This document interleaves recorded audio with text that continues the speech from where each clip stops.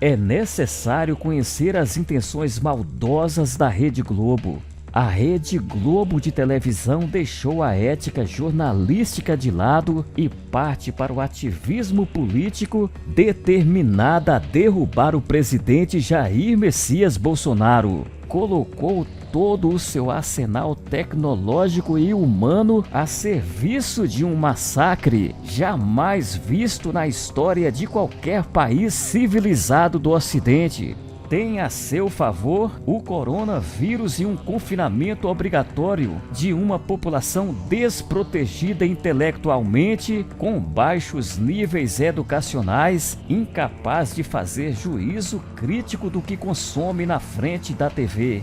A guerra a Bolsonaro já não é mais velada, tornou-se escancarada e desproporcional, levando a uma inversão de papéis que atenta contra a democracia brasileira. A Globo não é dona dos destinos do país e nem da verdade. Precisa de limites urgentes. Os profissionais que produzem o conteúdo da emissora perderam a noção de ética e razoabilidade. Se acham donos da verdade absoluta, ficaram cegos e alienados. Notícias manipuladas tiradas do contexto com montagens. As notícias manipuladas e contextualizadas de acordo com os interesses da direção da Globo passam pelas mãos de jornalistas sujeitos a códigos subliminares, a um juramento que precisa ser lembrado e honrado. Por ordem de superiores, não deviam tripudiar em um presidente eleito democraticamente, seja ele quem for.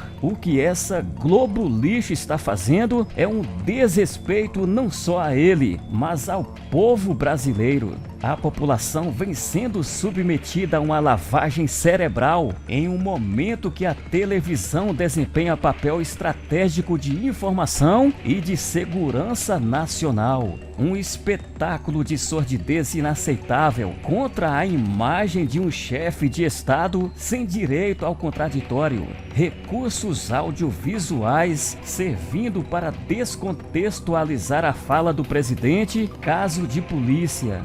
Do início ao fim, por 1h30, Bolsonaro foi alvo de ilações, acusações, montagens e manipulação de informações que receberam recursos audiovisuais, distorcendo a verdade para massacrar o presidente sem que ele pudesse se defender. Devo lembrar que a emissora entra na casa de 92% da população e que essa briga começou antes mesmo da posse, motivada pelos cortes em verbas publicitárias portentosas que a Globo sempre usufruiu em governos anteriores, com pouco ou nenhum esforço, como se fosse um direito e não a concessão com regras. Porém, o resultado desse desentendimento ganha outros contornos na medida em que a veracidade do jornalismo na maior emissora do país é corrompida. A Globo tem concessão pública e o dever de falar a verdade, sem manipulação ou artifícios no seu conteúdo jornalístico com propósitos descabidos. Se a Globo deixou de produzir notícias e passou a agir como partido político, sua concessão precisa ser cassada imediatamente. Jornalismo sem ética a serviço dos interesses da emissora, no rastro da canalice produzida por profissionais do jornalismo. Governadores mal intencionados como João Dória e o Witzel estão se aproveitando da mesma forma que políticos que nunca fizeram nada pelo país, como o garoto mimado Davi Alcolumbre e Rodrigo Maia, vulgo Botafogo, ambos sinônimos de oportunismo. A classe jornalística não pode se submeter a este papel. Para a Globo não é a saúde do povo brasileiro que importa, e sim a destruição do chefe da nação e dos sonhos de quem acredita nele. Chega de canalice. O Brasil é maior do que os interesses de uma emissora de televisão. Tá na hora de um basta nessa perseguição covarde. As 7 quedas da Globo. A TV Globo tem tido quedas sucessivas em audiência geral, audiência nas classes A e B, faturamento, qualidade da programação, do monopólio que detinha no futebol, do esquema tributário de pagar funcionários como PJ e principalmente de credibilidade. A concessão da Globo vence em 2022. Para que não seja renovada, é necessário um ato do Poder Executivo nesse sentido, e que teria que ser aprovado por pelo menos 2/5 das duas casas do Congresso. Não é lá grande coisa, uma vez que não chega a 50% do número de parlamentares. Mas as coisas no Congresso não são previsíveis. Nós bem o sabemos, ainda mais quando está em curso um golpe institucional para permitir a reeleição dos presidentes do Senado e da Câmara, dando a estes a possibilidade de se transformarem em presidentes eternos desde que tenham os mandatos renovados nas urnas e que sejam reeleitos pelos seus pares, o que não é difícil. Vejam o próprio caso de Rodrigo Maia, de presidente tampão a presidente eleito sequencialmente.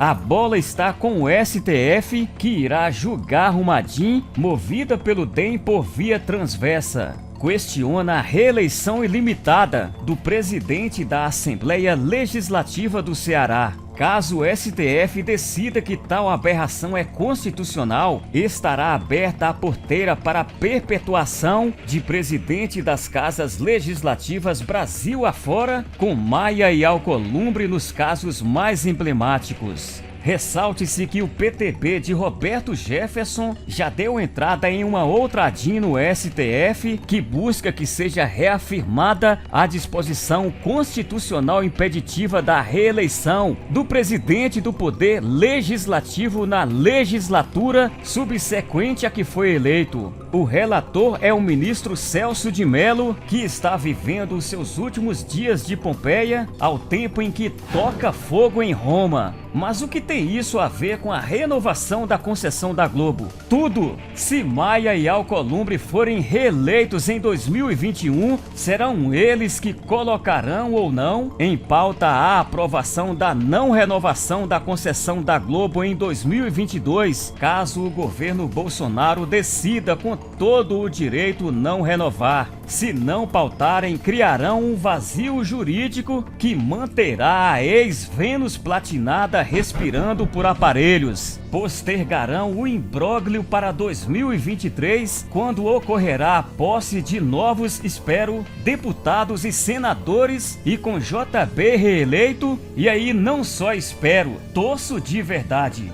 E o que a não renovação da concessão da Globo tem a ver com o salto de 7 quedas? Uma coincidência de datas. Em 2022 completarão 40 anos que as espetaculares cachoeiras foram engolidas pelo lago de Itaipu e assim sumiram da face da terra. Eu acharia uma feliz coincidência que no mesmo ano a TV Globo, de queda em queda, fosse pelo mesmo caminho.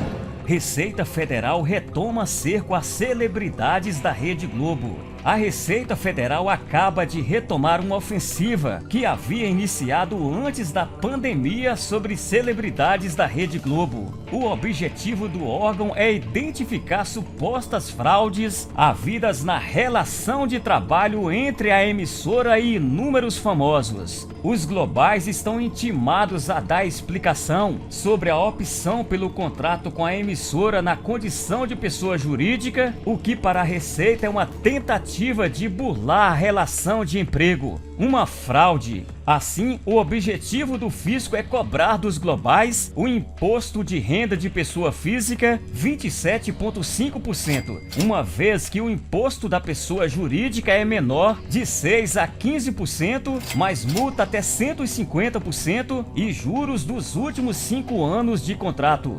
Na intimação que está sendo enviada para diversas celebridades globais, 2 ordens são dadas: explicar de forma detalhada, apresentando a base legal utilizada, a motivação para que a contratação tenha ocorrido entre a Globo e a empresa do artista, e não entre a Globo e o contribuinte. É o cenário de fim de festa e de fim da farra. Bolsonaro corta 60% da verba publicitária do governo à Globo. Presidente cumpre a promessa de diminuir a propaganda oficial na principal emissora da família Marinho. A Folha de São Paulo traz matéria a respeito do rateio de verbas do governo federal às TVs. De acordo com os jornalistas Fábio Fabrini e Júlio Isiak, o TCU, Tribunal de Contas da União, identificou falta de critério técnico na mudança da divisão das verbas oficiais investidas nas principais emissoras. A Globo foi a que mais perdeu, apesar de ser a líder em audiência, com média diária de público maior do que Record TV e SBT juntos. O canal carioca teve a participação reduzida de 39% para 16%, queda de quase 60% na comparação entre 2018, sob a gestão de Michel Temer, e 2019, ano do primeiro mandato de Jair Bolsonaro.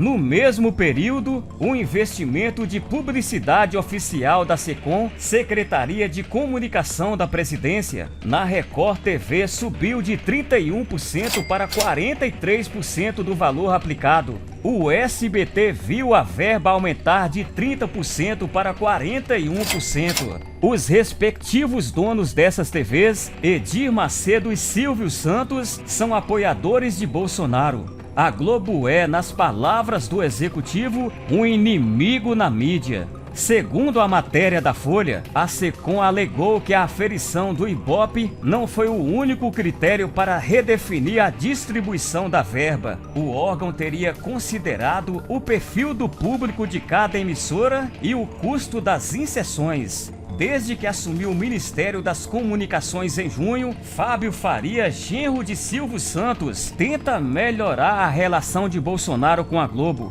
Mas a cobertura incisiva do jornalismo do canal em relação ao governo, com críticas diretas ao presidente e a seus filhos parlamentares, dificulta uma possível trégua. E você, qual a sua opinião sobre tudo isso? Inscreva-se aqui no canal youtube.com/Célio Lobo. Para você que já é inscrito, ative o sininho e selecione a opção todas para receber diariamente novos vídeos em apoio a Bolsonaro.